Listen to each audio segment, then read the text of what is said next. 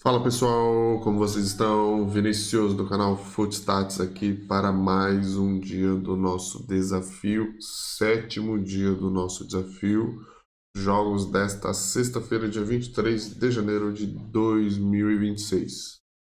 Primeiramente, quero pedir para você se inscrever no canal, deixe o like nesse vídeo, comente, compartilhe entre seus amigos e amigas e venha curtir com a gente esse projeto, esse experimento em que a gente está testando o nosso modelo diariamente, quando temos jogos, obviamente, né, no mercado. Beleza? A gente faz aqui projeção estatística, então a gente pega os principais dados, a gente está fazendo um vídeo aí mostrando como é que funciona mais ou menos o nosso processo, pega os dados estatísticos, monta a ficha das equipes, gera os cálculos matemáticos, faz filtro, aprendizado contínuo, vocês estão vendo aí, análise para jogo, cálculo estatístico e aprendizado contínuo. Dá trabalhinho, né? Eu tô fazendo uns vídeos aí meio que de bastidores aí para vocês verem como dá trabalho. Acho que eu já criei a base de basicamente todas as competições europeias que a gente vai fazer, né? Talvez acho que falta a Conference League só. Mas essa semana a gente fez todos os jogos da Champions League, todos os jogos da Europa League, deu muito trabalho, 18 jogos para você criar histórico no mesmo momento e fazer, no mesmo momento não, né, no único dia e fazer as análises. Foi bastante corrido com a gente, mas deu certo, conseguimos fazer. Não fiz a validação ainda, mas vou fazer. De qualquer jeito a gente vai acompanhar essas duas últimas rodadas, né, dessas duas competições, tanto da Champions League, agora falta uma rodada, e da Europa League, para a gente gerar o nosso filtro. Então na próxima fase a gente já vai trazer essas partidas para o nosso para as nossas análises diárias, né? Provavelmente não, com certeza o desafio 30 dias vai ter finalizado lá, mas a gente vai continuar com o projeto ad eterno aí, pelo menos é a nossa intenção. Beleza? Mas a gente está falando aqui então dos jogos dessa sexta-feira, que são jogos das competições nacionais. Lembrando que na última rodada, né, no último final de semana, basicamente, a gente fez Série A italiana e Bundesliga. Agora a gente vai fazer incluindo algumas competições, como por exemplo agora a La Liga. No final de semana entra também a Premier League e a Eredivisie, sendo que a Eredivisie já entrou no meio da semana com o jogo atrasado. Beleza? Mas vamos lá, sem mais delongas, senão o vídeo fica longo. Primeiro jogo que a gente vai fazer aqui, Inter de Milão e Pisa. Inter de Milão, a líder da competição, Pisa, o 19º. Jogo às 4h45 no Giuseppe Meazza, né, o San Siro. Contexto tático, confronto de extremos, pragmatismo versus cal. Forma recente, Inter dominante em casa, Pisa, empate com gols fora. Cenário de desfecho, na nossa projeção de estatística dá 73% para o mandante, um risco defensivo de 0,95, então não é baixo, né? O que talvez indique uma partida com gols. Então a projeção aponta favoritismo estatístico da Inter, diferente da divergências recentes com favoritos jogando fora. A gente teve uma oscilação aí no dos favoritos jogando fora. Na última rodada, a Série A italiana, na última rodada a Série A foi bem estranho, assim, né? Eu vi muita gente reclamando aí nas redes sociais aí. Então vamos ver como é que vai essa rodada agora, né? A Inter no San Siro apresenta métricas de rolo compressor contra equipes da zona inferior.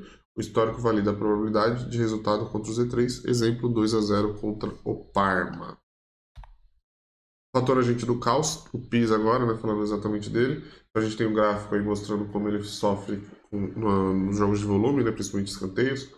Gols sofridos também, baixo índice de gols feitos e um volume baixo também, né, de ataque, vamos dizer assim. Potencial ofensivo mútuo, né, de ambas as equipes marcar basicamente quando o Pisa joga fora de 90%, ou seja, o time que faz gol costuma fazer gols fora. E a média de escanteios do Pisa de 9,20, na verdade, a média de escanteios da partida, né? Então deve ser um volume de escanteios altos aí. Gera volume, o Pisa gera volume quando está em desvantagem no placar.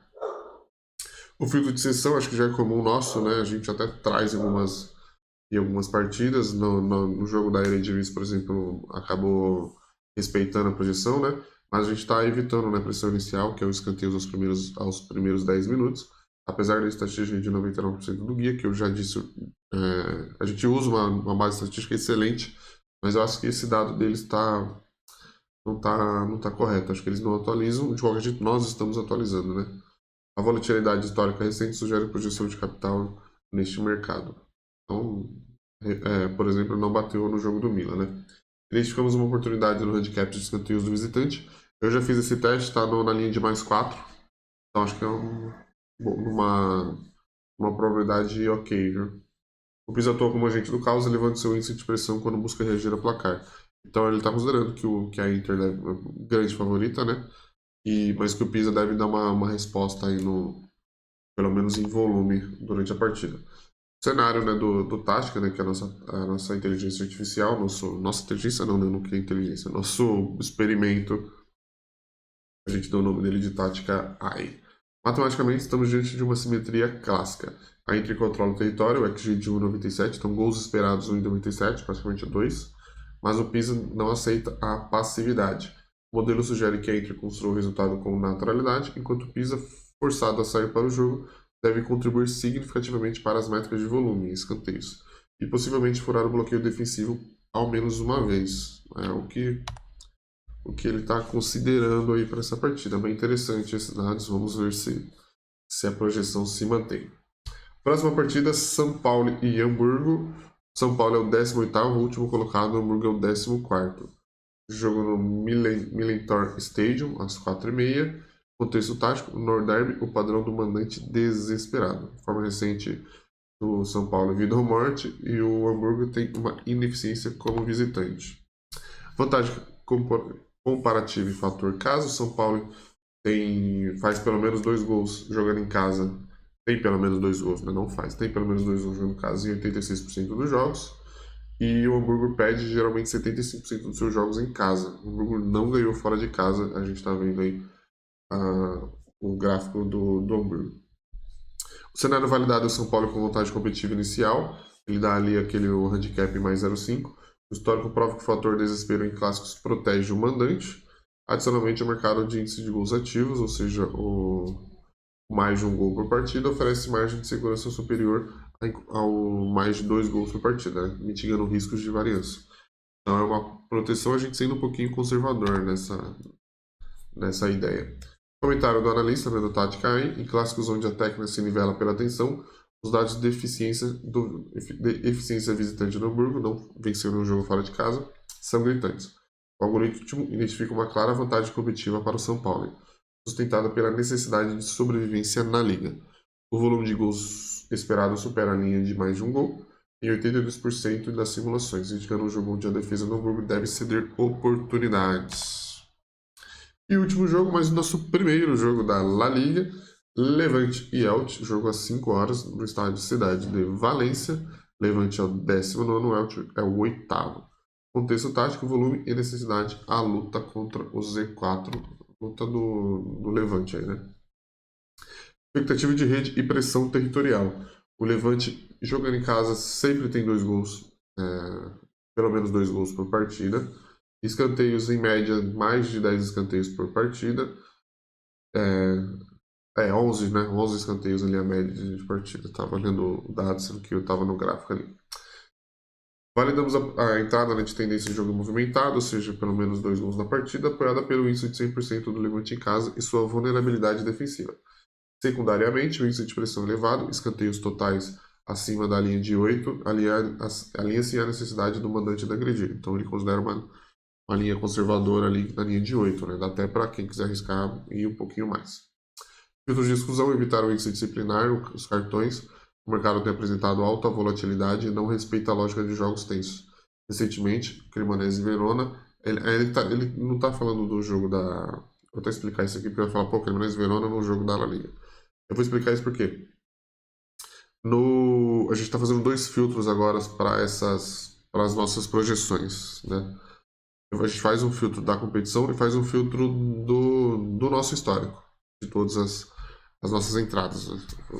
Vou falar diretamente aqui. Eu tento evitar que o vídeo não seja limitado, mas algumas coisas eu preciso falar diretamente. Então a gente faz o filtro a gente gera o guia, faz o filtro pelas nossas validações, pelo nosso histórico, a gente pega todas as validações das últimas rodadas e faz, o que seria aprovado aqui? Aí ele fala, aprovou isso, beleza. Eu pego, junto tudo, levo para o nosso histórico de entrada, a gente tem os nossos resultados, tem as nossas tabelas, tudo, tem questão financeira, tudo, e lá eu gero outro filtro. Então, por isso que ele colocou isso aqui. não sentiu confiança no nosso modelo nesse momento para entrar no mercado de cartões. Comentário do analista do Taticain. O Levante apresenta um perfil estatístico de volume ineficiente. Ataca muito, média de 11 escanteios, mas defende mal. Pior defesa. Deve ser pior defesa jogando em casa, né?